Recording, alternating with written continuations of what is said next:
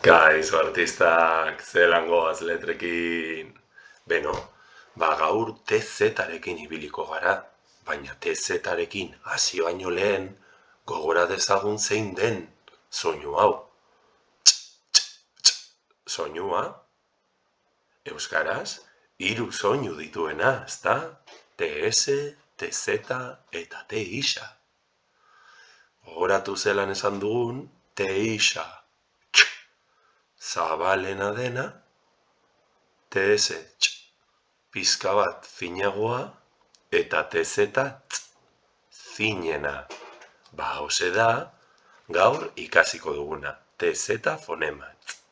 Zi, zu, zo, za eta tze. Beraz, adibideak eta testua ikusi baino lehen, nola idazten da TZ fonema? Gora, bera, buztana eta marra te delako, buztanatik marra, zigzag eta buztana. Eta ze hitz esaten da TZ-arekin, arkatza, oso ondo. Ea ba, hementxe ditugun adibideak, plisti-plasta, plisti-pluz. Putzua, hemen daukagun putzua. Eta bestea, hain garrantzitsuak direna guk oxigenoa izateko, eta gereizpea guri emateko, eta udan hain beste beroz pasatzeko. Zuhaitza. Eta zein da badaukagun testua? Eman begiradatxo bat.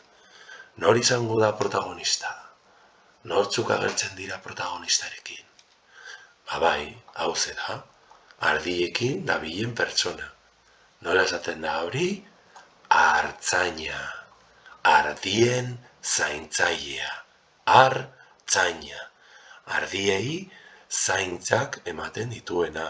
Horregaitik euskaraz, artzaina esaten da horrela. Ardiak zaindu. Eta non dago, beno, irakurrizuk? Pausatu nahi bauzu irakurtzeko, itxarongo dut. Eta zuk behin irakurrita, orain nire txanda da. Artzainak 9 ardi zaintzen ditu. Zuhaitzaren itzalpean zegoela, ardi bat galdu zaio. Zenbat ditu orain?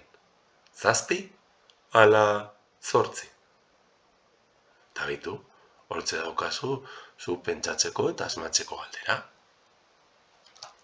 Hortze beste 3 adibide ditugu, ezta? Giltza, ontza eta arrautza. Eta hitzerlotu behar dira, hori egingo duzu, ezta? Eta hitz baten bat gehiago. Zein izango da hau? Pentsatu, ez dute zer esango, bestela gero zuek zer. Venga, ez etxasmatu, pausatu bideoa, eta erakutsi etxeko norbaiti zein ondo egiten duzun. Eta bukatzeko zelako ipuño daukagun gaur. Ea ondo irakurtzen dudan, Bestela zuk egin, Eta esan ea ondo egiten duzun, bai? Baina beno, zuma horrela ezin dugu irakurri, ezta? Horrela bai. Begiratu. Zunpatatzun, zunpatatzan, 8 putzetako ondartzan, 9 ahuntz dantzan.